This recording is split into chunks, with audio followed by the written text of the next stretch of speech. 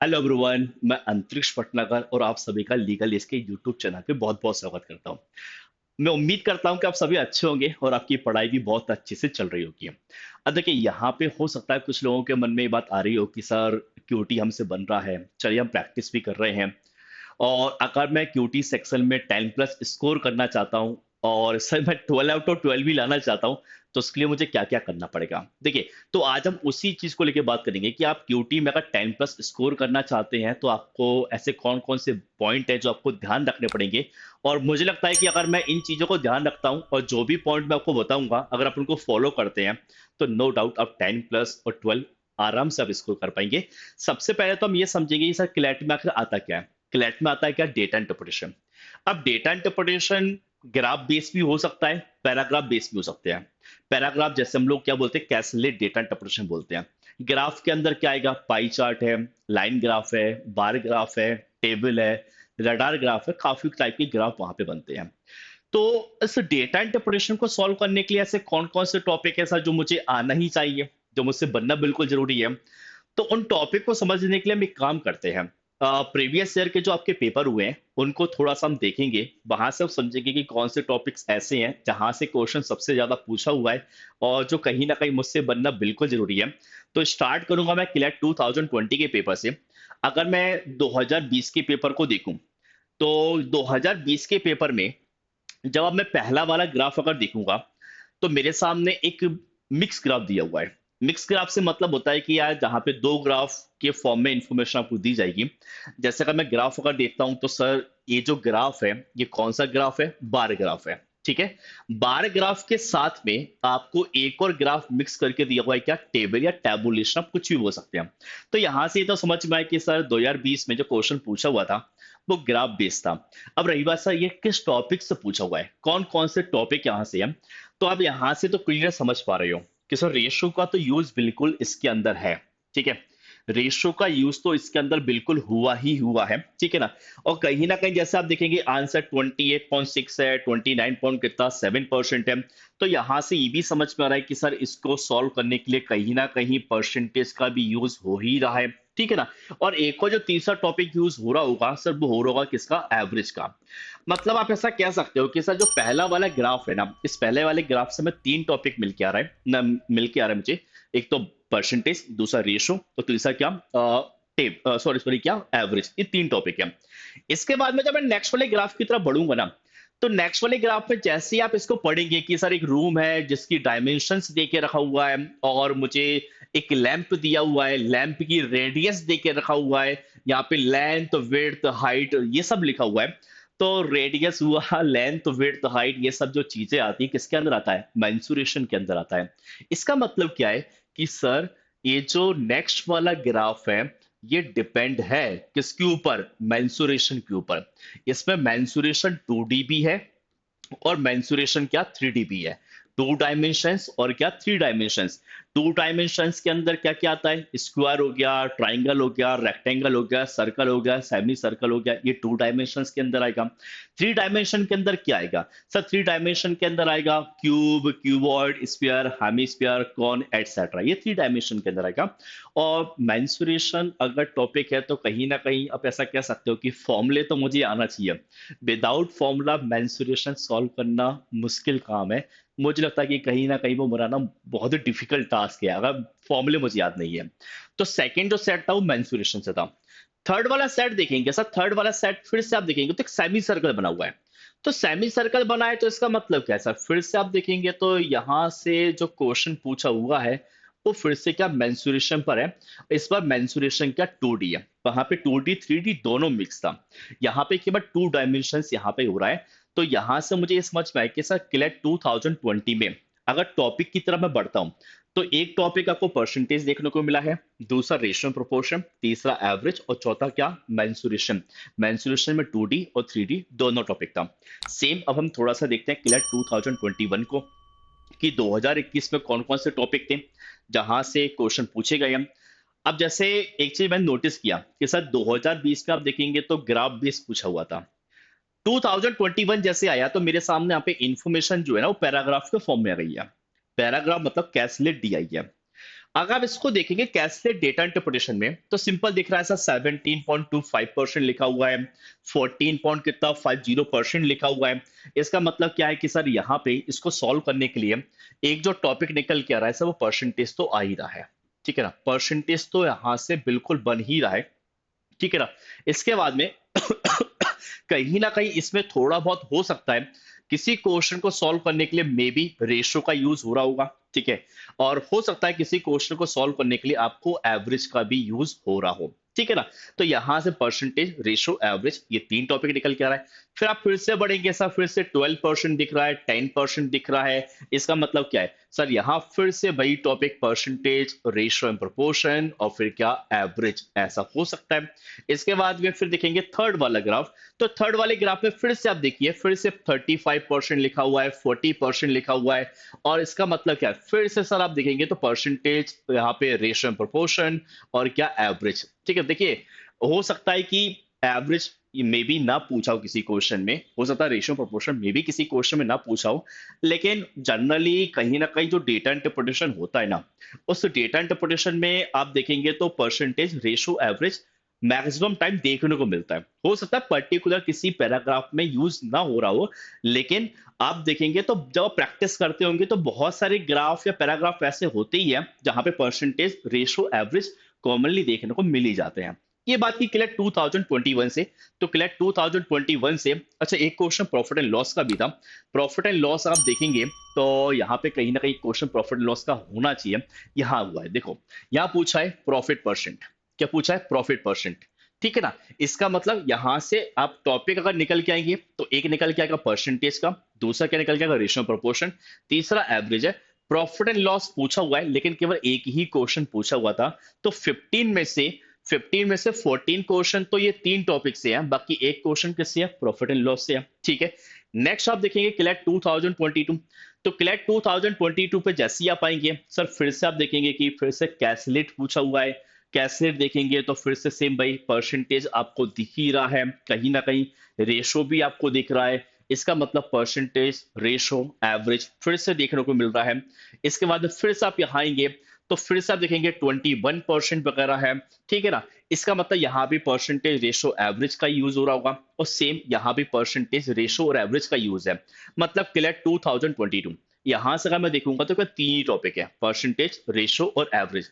देखिए, अगर थोड़ा सा आप ऑब्जर्व करेंगे ना तो एक चीज आपको समझ में आ रही होगी, या परसेंटेज, रेशो, एवरेज 2020 में भी था, 2021 में भी था, 2022 में भी था। तीनों साल ये टॉपिक कहीं ना कहीं पूछा हुआ है, और भर भर के पूछा हुआ है। मतलब नंबर ऑफ क्वेश्चन भी आप जब काउंट करने बैठोगे ना, आपको दिखेगा यार कि यहाँ से क्वेश्चन हर बार कहीं ना कहीं 10 प्लस क्वेश्चन हर बार देखने को मिल ही रहा है ना। इसके बाद में क्लेट 2023। क्लेट 2023 में पहला वाला जो सेट है, इस पहले वाले सेट को सॉल्व करने के लिए फिर से कैसलेट डेटा इंटरप्रिटेशन है। और अगर मैं यहाँ पे देखूंगा तो वैल्यू तो डायरेक्ट निकल जाएगी, वैल्यू तो आपको डायरेक्ट दिया ही है, कहीं कहीं पे परसेंटेज वगैरह भी लिखा हुआ है। इसका मतलब फिर से सेम भाई, परसेंटेज का यूज बिल्कुल आपको दिख रहा है। नेक्स्ट आप देखेंगे तो यहां से एक क्वेश्चन में इसकी बात करूंगा, क्वेश्चन नंबर थर्ड की। क्वेश्चन नंबर थर्ड में सिंपल इंटरेस्ट पूछा हुआ है। क्या पूछा है? Simple interest. मतलब यहां से एक क्वेश्चन आपको सिंपल इंटरेस्ट का भी देखने को मिल रहा है। नेक्स्ट यहां से देखेंगे तो रेशो भी आपको कहीं ना कहीं देखने को मिल ही रहा है। तो पहला वाला जो सेट है उसको सॉल्व करने के लिए एक तो परसेंटेज का आइडिया होना चाहिए था, दूसरा देखेंगे तो रेशो का आइडिया होना चाहिए था। इसके अलावा क्या, सिंपल इंटरेस्ट का भी आइडिया होना चाहिए था। देखिए, सिंपल इंटरेस्ट इससे पहले आपको देखने को नहीं मिला, लेकिन सिंपल इंटरेस्ट आपको यहां बिल्कुल देखने को मिल गया 2023 में। हाँ, इससे पहले प्रॉफिट एंड लॉस बिल्कुल आया हुआ था। नेक्स्ट आप ग्राफ देखेंगे तो फिर से परसेंटेज का ही यूज हो रहा है। ठीक है, परसेंटेज का यूज बिल्कुल यहाँ पे है। नेक्स्ट सेट आप देखेंगे तो यहाँ पे अगर देखता हूं तो यहाँ पे आपको दिखाई देगा मार्क प्राइस। ये मार्क प्राइस अगर दिख रहा है, इसका मतलब मार्क प्राइस से क्वेश्चन अगर है, तो यहाँ पे कहीं ना कहीं आपको आइडिया किसका होना चाहिए, प्रॉफिट एंड लॉस का। किसका होना चाहिए? प्रॉफिट एंड लॉस का आपको आइडिया होना चाहिए। तो यहां से मैं अगर देखूं तो मेरे सामने जो लास्ट वाला सेट था, परसेंटेज भी दिखा, रेशो भी दिखा और प्रॉफिट एंड लॉस भी दिखा। और ये जो पूरा सेट है, ये पूरा जो सेट है ये किस पे डिपेंड था? एवरेज पे डिपेंड था। देखिए, एक मैं मोटा मोटा बस आइडिया दे रहा हूँ कि आखिर कौन कौन से टॉपिक आपसे पूछे गए हैं। तो क्लैट 2023 से क्या क्या टॉपिक निकला? Percentage, ratio proportion, average, profit and loss, simple interest. Profit and loss से एक क्वेश्चन था, सिंपल इंटरेस्ट से भी एक ही क्वेश्चन था। बाकी रिमेनिंग जो 13 क्वेश्चन थे वो परसेंटेज, रेशियो और एवरेज से था। ठीक है। इसके बाद में आते हैं क्लैट 2024। क्लैट 2024 एक आसान सा पेपर था, और इसमें भी कहीं ना कहीं जो टॉपिक यूज हुए हैं, एक तो आपका हुआ है परसेंटेज। देखिए, कैसलेट डीआई ज्यादातर हर बार ही आई है। ठीक है। परसेंटेज यूज हुआ है। इसके बाद में रेशियो प्रोपोर्शन यूज हुआ है। इसके अलावा क्या एवरेज यूज हुआ है पहले वाले सेट पे। सेम सेकेंड वाले सेट को देखेंगे, फिर से परसेंटेज, रेशियो और एवरेज इन्हीं टॉपिक का यूज हो रहा है। इसका मतलब सर ये है कि क्लैट 2024 में परसेंटेज, रेशियो और एवरेज ये तीन टॉपिक से ही क्वेश्चन आया हुआ है। तो अब जो बात चल रही थी कि सर कौन कौन से टॉपिक हैं जो बिल्कुल नहीं आना चाहिए, तो तीन टॉपिक अगर आप देखेंगे जो हर साल पूछा हुआ है, एक तो परसेंटेज था, दूसरा रेशो था, तीसरा एवरेज था। तो मेरा ये मानना है कि यार अगर मैं डेटा इंटरप्रिटेशन को सॉल्व करना चाहता हूँ, तो मुझे सबसे पहले परसेंटेज, रेशो और एवरेज इनके बेसिक कंसेप्ट मेरे क्लियर होना चाहिए, और इन टॉपिक पर बेस्ड जो डेटा इंटरप्रिटेशन है वो मुझे सॉल्व करना आना चाहिए। अब डेटा इंटरप्रिटेशन में कैसलेट डीआई की प्रैक्टिस थोड़ी सी ज्यादा करनी पड़ेगी, क्योंकि कैसलेट डीआई ही सबसे ज्यादा पूछा हुआ है। हाँ, ग्राफ बेस्ड डीआई की भी हम प्रैक्टिस करिए, ऐसा नहीं ग्राफ बेस्ड डीआई बिल्कुल भी प्रैक्टिस नहीं करना है, क्योंकि क्लैट 2020 में ग्राफ बेस्ड डीआई पूछी गई है, तो ऐसा नहीं कि ग्राफ बेस्ड डीआई कभी भी नहीं पूछ सकता है। हाँ, चांसेस थोड़े से कम होते हैं, लेकिन पूछ सकता है। तो आपको दोनों टाइप की डीआई बनाना आना चाहिए, चाहे वो ग्राफ बेस हो चाहे वो पैराग्राफ बेस हो। ठीक है ना। अब लेकिन बात आती है कि सर क्या अगर मैं इतने टॉपिक पढ़ूंगा तो क्या मेरे 10+ मार्क्स आ जाएंगे? देखिए, फिर मैं कहूंगा ये लक वाली बात है, किस्मत वाली बात है कि ये ठीक है। यहाँ तक जब भी एग्जाम हुआ तो इन्हीं टॉपिक से क्वेश्चन पूछे गए हैं। लेकिन अगर आप क्लैट 2020 को देखेंगे तो मेंसुरेशन से दो सेट था। मेंसुरेशन से दो सेट था, मतलब 15 में से 10 क्वेश्चन मेंसुरेशन के थे। तो कहीं ऐसा ना हो कि जब आप एग्जाम देने जाए तो सर प्रॉफिट एंड लॉस से डेटा इंटरप्रिटेशन दिख जाए, या मेंसुरेशन से ही आ जाए, या टाइम एंड डिस्टेंस से भी आ जाए। तो मेरा ये मानना है कि परसेंटेज, रेशो, एवरेज ये हमें बहुत अच्छे से बनना चाहिए। लेकिन इनके अलावा जो बाकी जो बचे टॉपिक है, बाकी जो बचे टॉपिक है उनका मुझे बेसिक कंसेप्ट तो पता होना ही चाहिए। ऐसा नहीं होना चाहिए कि साहब प्रॉफिट एंड लॉस मतलब मैं जीरो हूं, मुझे नहीं पता। SICI मुझे बिल्कुल नहीं आता है, ऐसा किसी के साथ नहीं होना चाहिए। आप इनको भी पढ़िए, बेसिक जो कंसेप्ट है आप उनको जरूर पढ़िए, उनकी प्रैक्टिस भी कीजिए। अब जैसे इनके अलावा जो अदर टॉपिक थे, परसेंटेज, रेशो और एवरेज के अलावा, उनको थोड़ा सा बता देता हूँ कि भाई कौन कौन से टॉपिक हैं जो आपको और पढ़ने पड़ेंगे। जैसे प्रॉफिट एंड लॉस हो गया, सिंपल इंटरेस्ट हो गया, पार्टनरशिप हो गया, टाइम डिस्टेंस एंड स्पीड हो गया, टाइम इन वर्क हो गया, मेंसुरेशन हो गया, परमुटेशन कॉम्बिनेशन हो गया, प्रोबेबिलिटी हो गया। ये टॉपिक है, ये भी कहीं ना कहीं आपको पढ़ने पड़ेंगे। ठीक है ना। अब हो सकता है कुछ बच्चे सोच रहे होंगे कि सर पूरे ही पढ़ना पड़ेगा। तो देखो भाई, मार्क्स भी तो पूरे चाहिए ना। अगर मार्क्स पूरे चाहिए तो पढ़ना भी पूरा ही पड़ेगा, क्योंकि अगर ऐसा हुआ कि आपने 4 या 5 टॉपिक पढ़ लिए और आपकी किस्मत अगर अच्छी रही, वो 4 या 5 टॉपिक से क्वेश्चन आ गए, तो कोई प्रॉब्लम नहीं है। लेकिन ऐसा ना हो कि हम साल भर वो 4 या 5 टॉपिक पढ़ते रहे, एक्स्ट्रा टॉपिक मैंने कभी भी नहीं देखा या मैंने उतना प्रैक्टिस नहीं किया, और यहाँ से क्वेश्चन अगर आ गया तो फिर वो आपसे बन नहीं पाएगा। अगर मैं भाई फुल मार्क्स चाहता हूँ तो कहीं ना कहीं मुझे लगता है कि हमें सब कुछ पढ़ना भी पड़ेगा। तो इनके लिए सिंपल है, आप इन टॉपिक को पढ़िए, और इन टॉपिक के बिल्कुल वन लाइनर क्वेश्चन आप जरूर सॉल्व करें। बहुत सारे बच्चे गलती क्या करते हैं कि वन लाइनर क्वेश्चन को सॉल्व नहीं करते हैं। वन लाइनर क्वेश्चन आप जरूर सॉल्व करें। उससे क्या हुआ कि आपके इन टॉपिक के बेसिक कंसेप्ट क्लियर होंगे।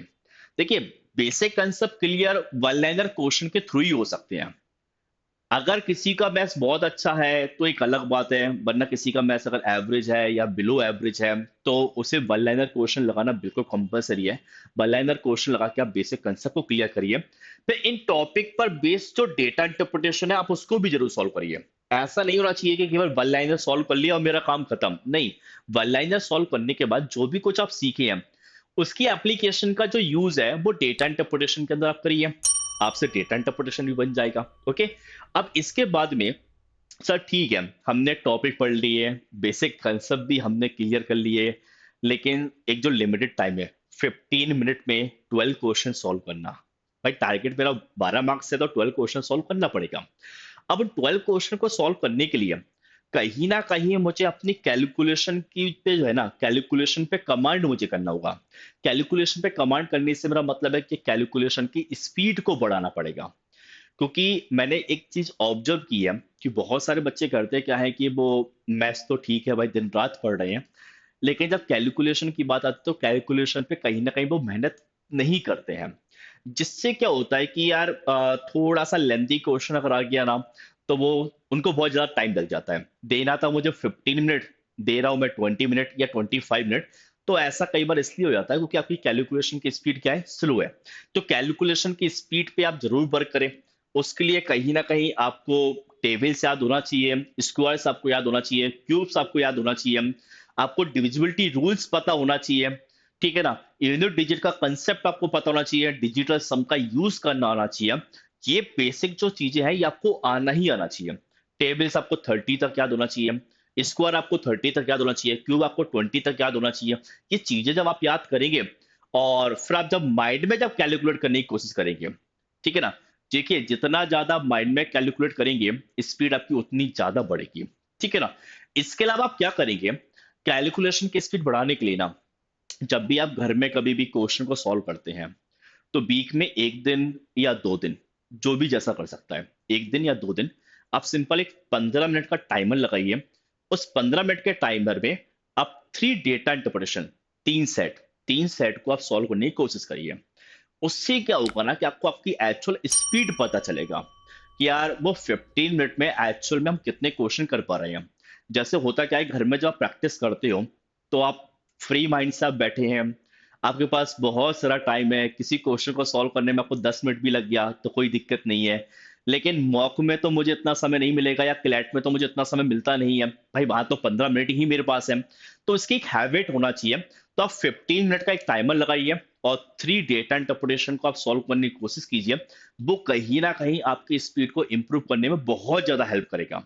आपको एक्चुअल में कहता हूँ रियलिटी आपको पता चलेगी कि आप 15 मिनट में एक्चुअल में कर कितना पा रहे हो। तो ये कैलकुलेशन की स्पीड के लिए आप इतना कुछ कर सकते हैं।